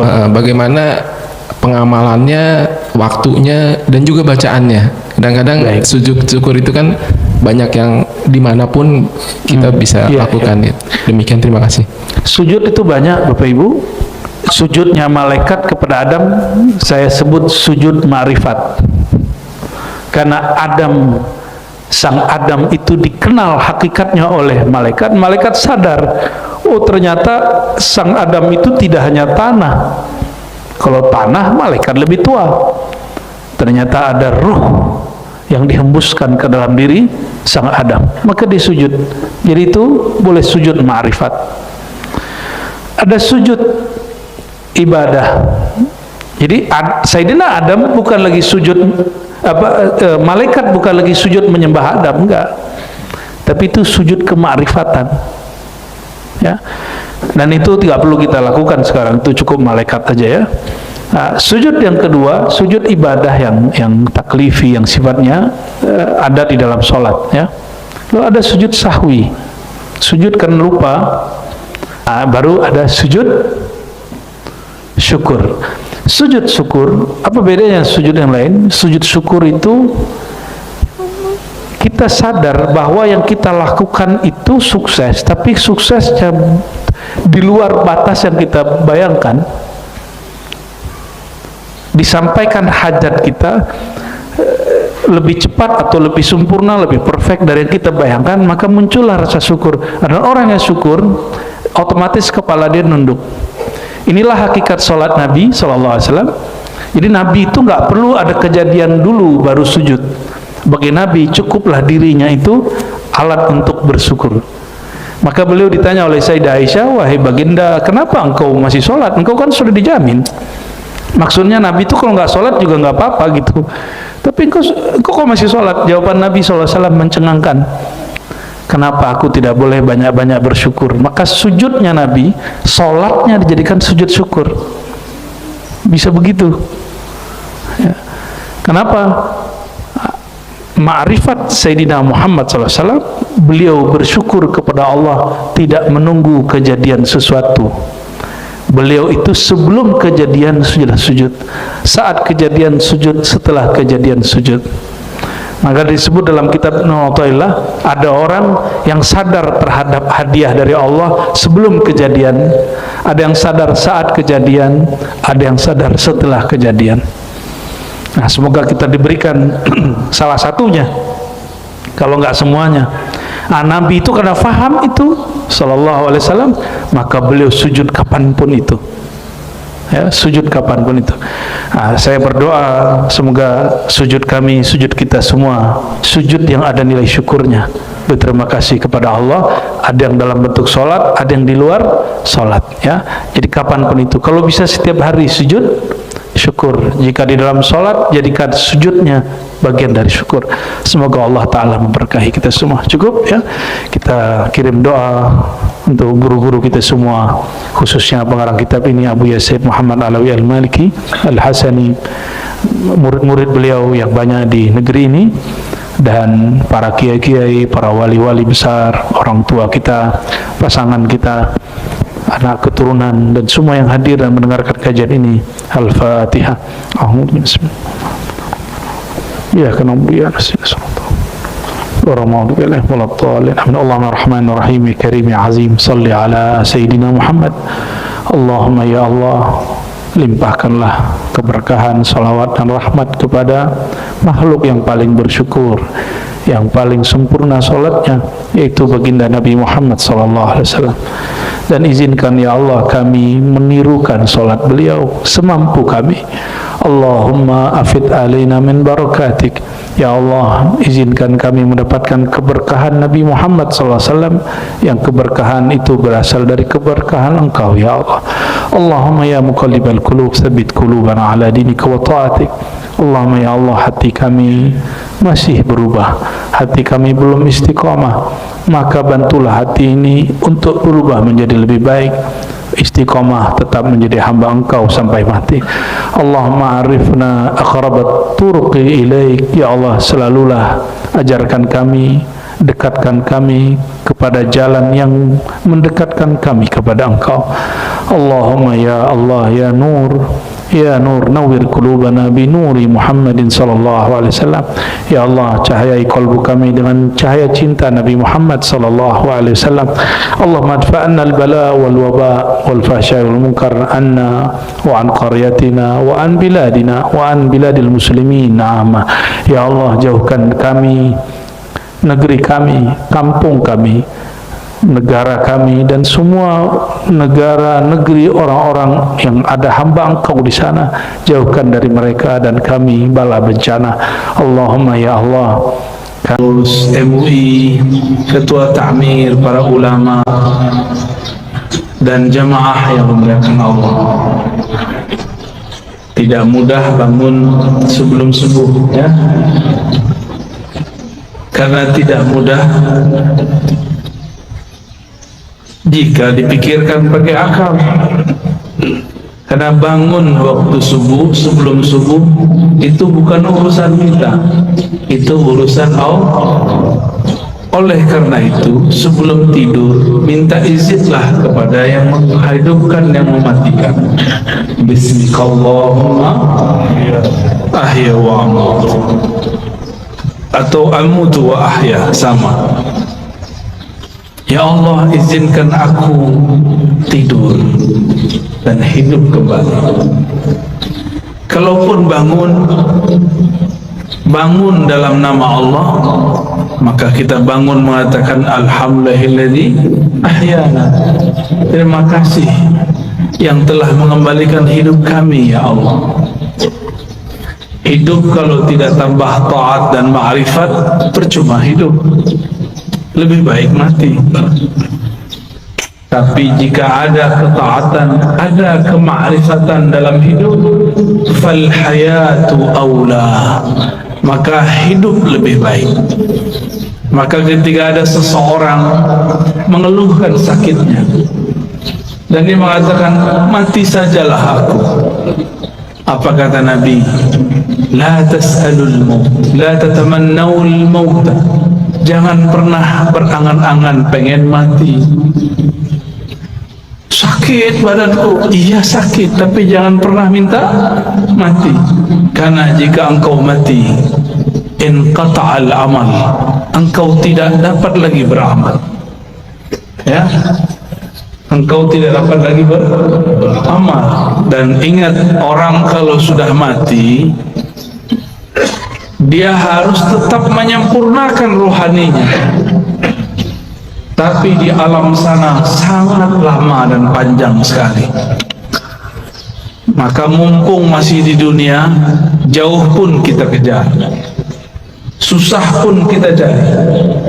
Yang penting mengenal Allah dapat dicapai di bumi, supaya jadi bekal masuk ke alam yang lain. Bapak Ibu yang melakukan Allah, kalau pernah keluar negeri atau keluar kota, kalau kita tamu dari yang punya kota, kita disambut, tidak perlu diperiksa, benar nggak? Cukup ditandai, oh si anu orangnya. Tapi kalau kita tidak kenal dengan yang punya kota, maka kita diperiksa. Alam ini dicipta karena Allah cinta kepada baginda Rasul sallallahu alaihi wasallam. Jika seseorang kenal Allah, kenal Rasulullah, maka dia masuk ke alam ini hormat kepadanya. Dia masuk ke alam barzakh, yang jaga alam barzakh pun respect kepadanya. Jika dia masuk padang mahsyar, maka yang di padang mahsyar pun melindunginya. Kita mau datang ke satu tempat, kenal kemasannya, dijaga apa? Dijaga. Yang jadi raja pemimpin di alam semesta, itulah baginda Rasul sallallahu alaihi wasallam. Beliau bergelar Sayyidul Alamin, penghulu alam semesta. Apabila saya kenal Rasulullah sallallahu alaihi wasallam, maka ketika di alam barzakh Rasulullah lah yang menyambut. Tapi kalau kenalnya baru imam, lumayan, imam itu nanti akan sambut. Kalau kenal Allah, pasti kenal Rasulullah. Tidak ada orang kenal Allah kecuali lewat pintu Rasulullah. Maka ma'rifat mengenal ada dua jalur. Ada ma'rifat Muhammadi, mengenal dengan jalur Nabi Muhammad. Ada ma'rifat Azaziliyah, Iblisiyah. Ada mengenal jalur iblis, kenal juga, tapi kenal dengan cara yang tidak benar. Allah Subhanahu wa ta'ala mengatakan, "Qul in kuntum tuhibbunallah fattabi'uni." Katakanlah, jika engkau betul cinta kepada Allah, maka ikutilah jalanku, ikutilah aku, ikuti Rasulullah SAW. Maka banyaklah kelompok yang mengaku dialah yang paling ikut Rasulullah SAW. Yang diikut bukan model baju, yang diikut akhlak yang punya baju. Kalau model baju berubah-ubah per zaman. Ini bajunya kurang sunnah nih sebagiannya. Rasulullah itu suka pakai baju impor. Percaya tak? Baca Sahih Bukhari. Rasulullah selalu pakai baju dari luar negeri, dari Bahrain. Beliau tinggal di Madinah. Dari Persia, dari Romawi, dari Yaman, dari Mesir, dari Syam. Selalu memakai pakaian dari luar. Ada yang beliau beli, ada yang dibelikan, tapi lebih banyak dibelikan orang, ya. Karena setiap kali ada orang datang, kasih beliau sallallahu alaihi wasallam hadiah. Bahkan dalam hadis yang sangat masyhur, ada seseorang memberi hadiah kepada Nabi sallallahu alaihi wasallam. Baru saja dipakai, tiba-tiba ada yang angkat tangan, "Wahai Rasulullah, demi Allah, berilah aku jubah yang kau pakai." Hadis riwayat Imam Muslim. Rasulullah tolak. Rasulullah itu Abul Arwah, Abul Alamin, bapaknya alam semesta. Karena beliaulah alam ini Allah cipta. Maka jika ada anak-anaknya minta, tidak mungkin beliau tolak. Bukan saja manusia, semua yang di alam ini meminta, pasti beliau terima. Maka beliau mengatakan, "Baik, diamlah sebentar, biar aku pakai dulu, biar senang dulu yang memberi." Kira-kira begitu kalau dia maknai. Nabi mengatakan, "Diam sejenak, aku pakai." dipakai sebentar, berpindahlah keharuman beliau sebagian kepada jubah itu. Baru beliau memberikan kepada orang itu. Tapi setelah itu ribut, sahabat-sahabat marah kepada yang meminta. Tapi apa kata yang meminta? Tahukah kalian untuk apa aku meminta ini? Aku meminta jubah Rasulullah untuk menjadi kain kafanku jika aku masuk kubur. Jadi beliau ingin dapat bau Rasulullah sallallahu alaihi wasallam. Keharuman Nabi tercium sampai ke langit. Beliau baru lahir disambut oleh semua malaikat. Beliau lagi main-main, diinteli,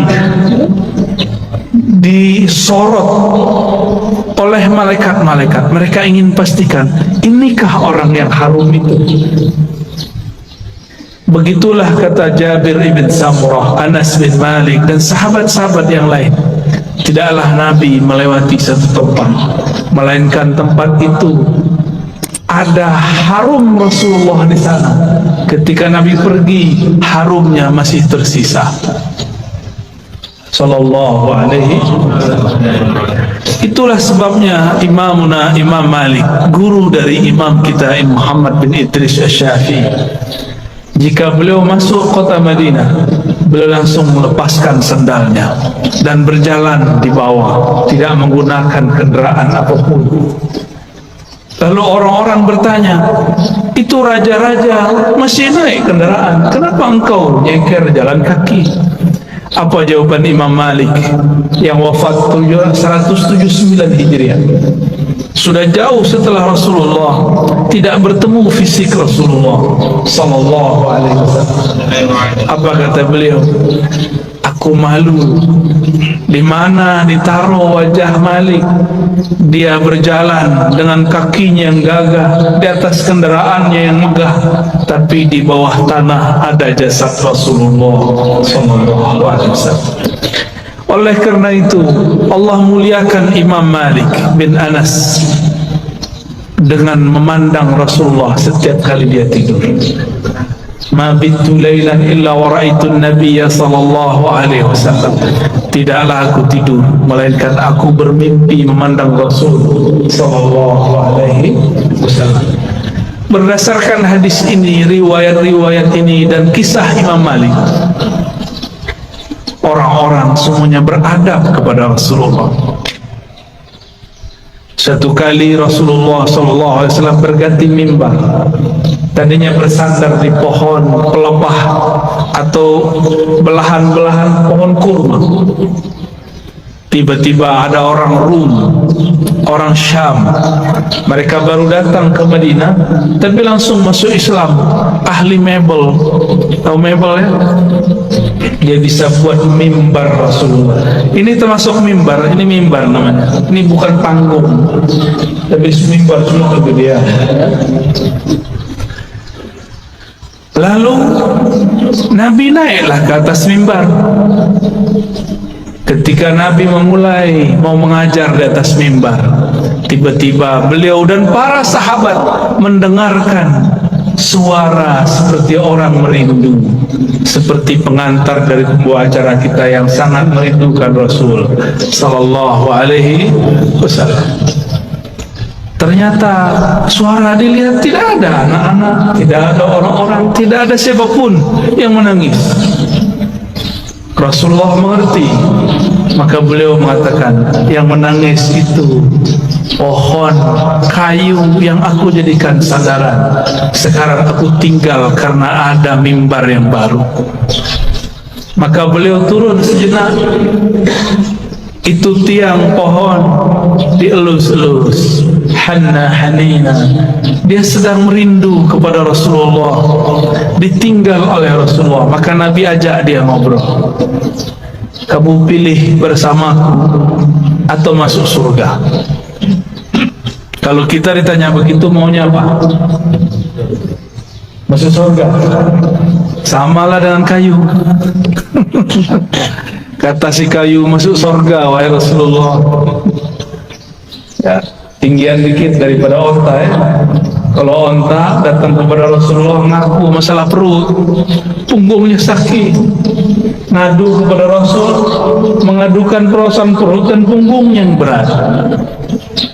Lain dengan si pohon, dia mengadukan masalah, ingin selalu jadi sandaran Rasul. Nabi kasih kesempatan, bersamaku atau surga. Jawabannya apa? Ya, kalau si pohon jawabnya apa? Kayu bilangnya apa? Surga, karena kayu tidak punya akal. Kalau kayu punya akal, dia akan jawab bersama engkau, ya Rasulullah. Ya, jadi yang berhati kayu minta surga dia ya. Berarti di dalam kayu ada ruh yang merindu. Tidak mungkin kayu bisa nangis jika tidak ada ruh di dalamnya. Maka di sini ada ruh. Ada ruh. Di alam semesta ada ruh. Kalau bahasa kawan-kawan ilmu pengetahuan ada energi. Di alam semesta ini bertebaran energi-energi yang aktif. Elektromagnetik kata orang, dan itu tarik menarik. Apa yang membuat dia paling tertarik? Yaitu sosok baginda Rasulullah sallallahu alaihi wasallam, atau siapapun yang terhubung kepada Rasulullah sallallahu alaihi wasallam. Maka datanglah seseorang kepada baginda Rasulullah sallallahu alaihi wasallam, minta izin untuk cium tangan dan kakinya. Ada lagi orang datang karena tidak ada Rasulullah sudah dikubur. Maka datanglah kepada khadam Rasulullah, pelayan Rasulullah, Sayyidina Anas. Orang ini mengatakan, ya Anas, manakah mata yang dulu mata itu memandang Rasulullah? Izinkan aku mengecup mata. Ada lagi yang datang kepada Jabir, datang kepada sahabat-sahabat lain, mengatakan, manakah tangan yang dulu tangan engkau pernah bersentuhan dengan tangan Rasulullah sallallahu alaihi wasallam? Izinkan aku mengecupnya, memegangnya. Begitu dulu mereka merindukan Rasulullah sallallahu alaihi wasallam, yang tidak dapat memandangnya, memegangnya. Maka pandanglah siapa yang pernah memandangnya sallallahu alaihi wasallam. Tiadalah mukmin memandang Rasul sallallahu alaihi wasallam kecuali bertambah cintanya. Tiadalah kafir memandang Nabi kecuali bertambah kufurnya. Tiadalah munafik memandang Nabi sallallahu alaihi wasallam kecuali bertambah kemunafikannya. Maka memandang Nabi pun bukan tanda orang itu selamat. Dengan apa dia memandang? Abu Jahal pandang Muhammad bin Abdullah atau Muhammad Rasulullah. Siapa yang dipandang oleh Abu Jahal, Abu Lahab? Muhammad bin Muhammad, anak saudaraku. Dia tidak pandang Muhammad Rasulullah sallallahu alaihi wasallam. Satu kali Jabir ibn Samurah diajak jalan-jalan oleh Rasulullah sallallahu alaihi wasallam. Sampailah di satu tempat.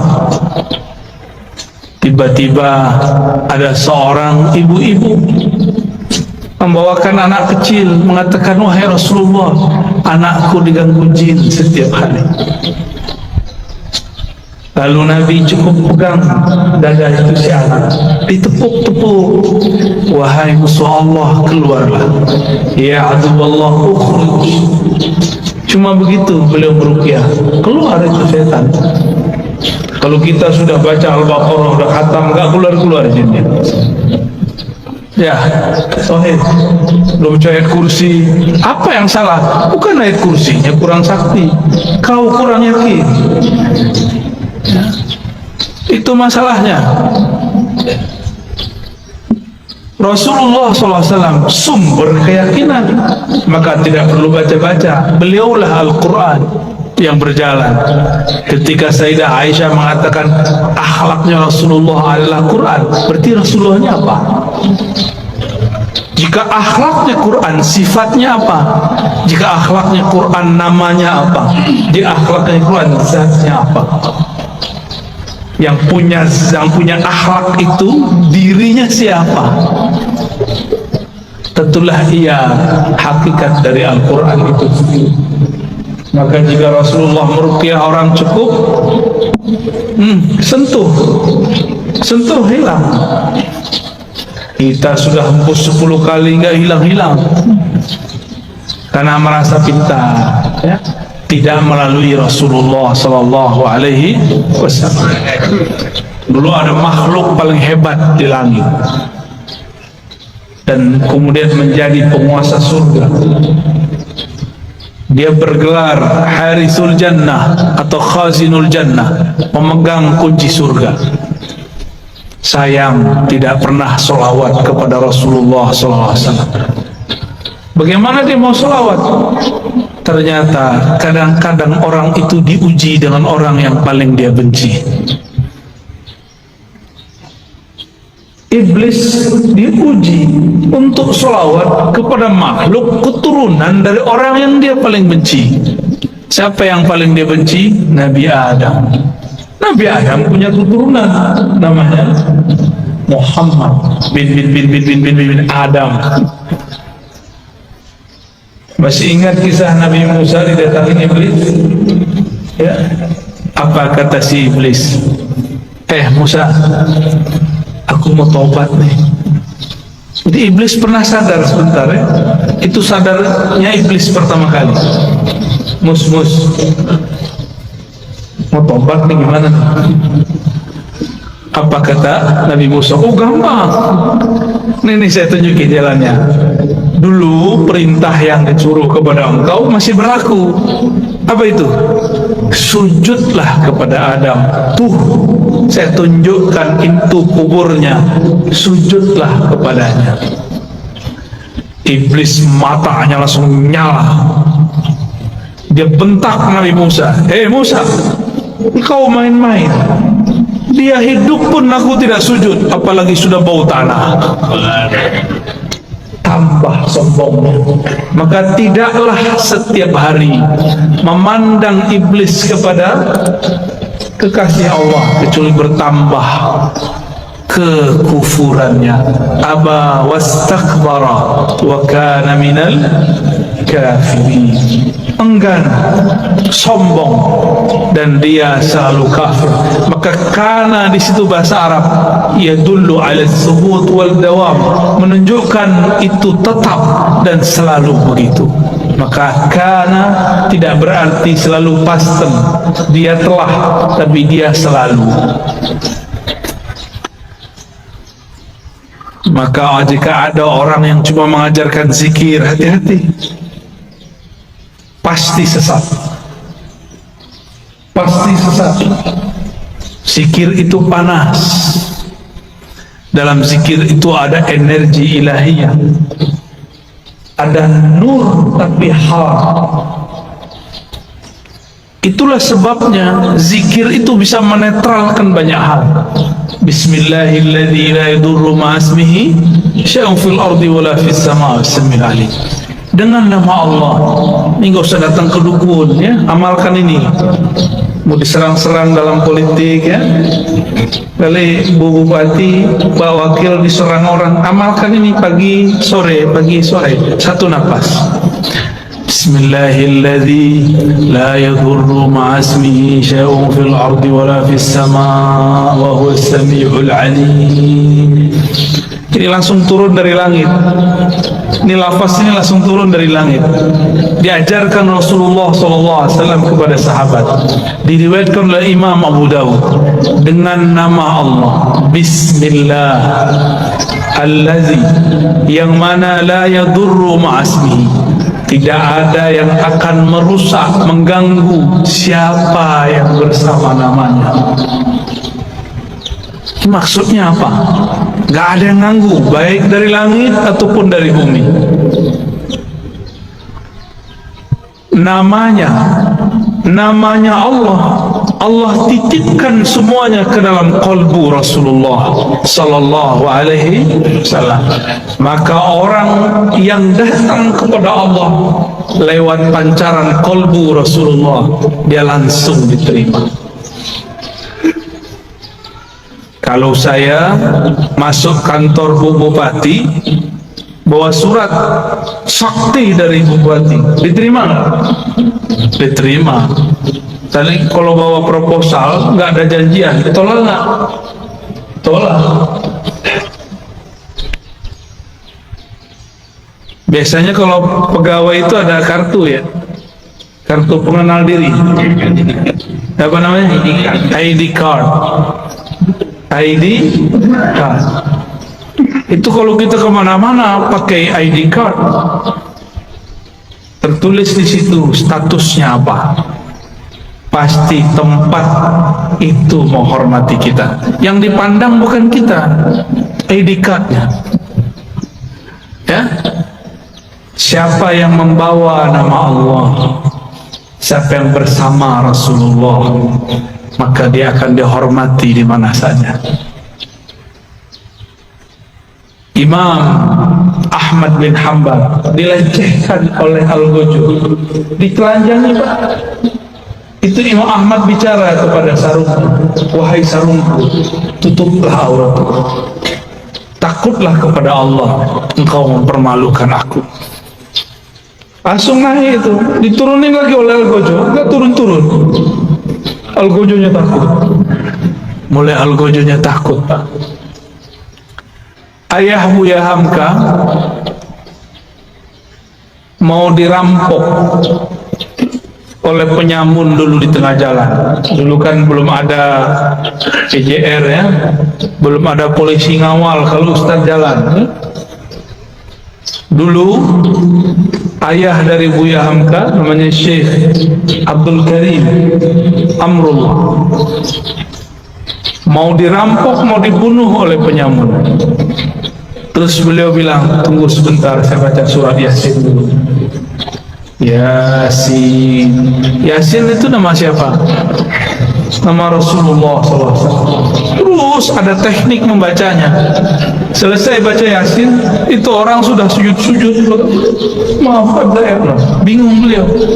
Ternyata ini orang melihat sesuatu ketika Syekh Abdul Karim membaca surat Yasin. Bisa begitu Pak, tapi kalau Bapak yang baca nggak ada yang aneh. Baik. Rasulullah sallallahu alaihi wasallam dielu-elukan namanya baik di langit ataupun di bumi.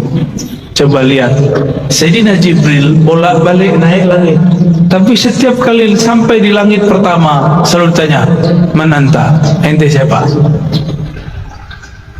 Itu Jibril.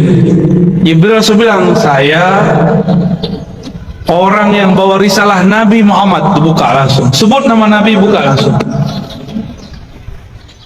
Jadi pembuka pintu langit nama Nabi Muhammad sallallahu alaihi wasallam.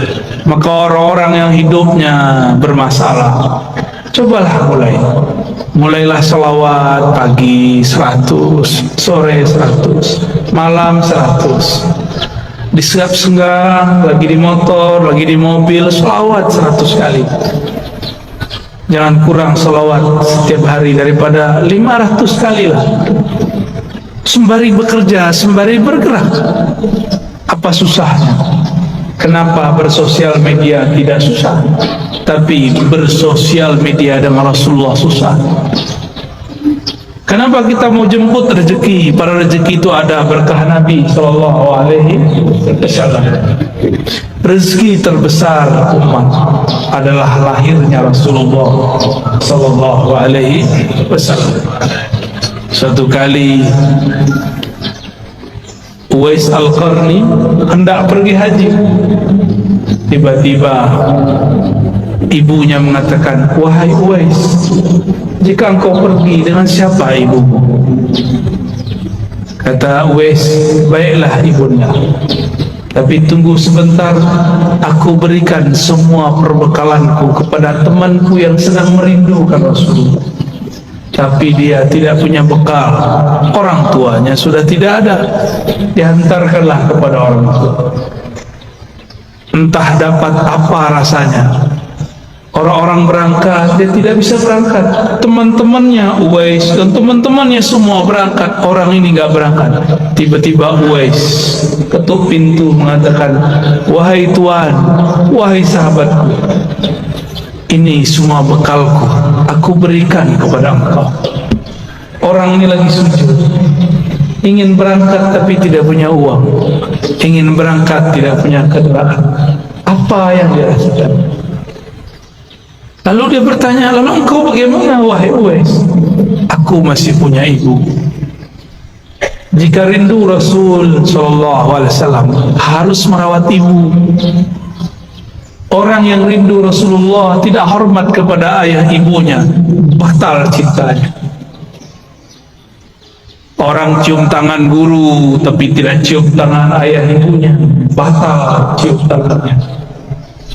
Orang yang ziarah ke ulama tapi tidak ziarah ke ayah ibunya, batal cintanya kepada ulama.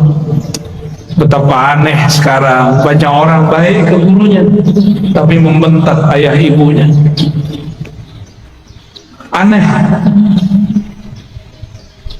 Masih punya ibu sebagian besar, ayah nanti pulang cium tangannya, ya.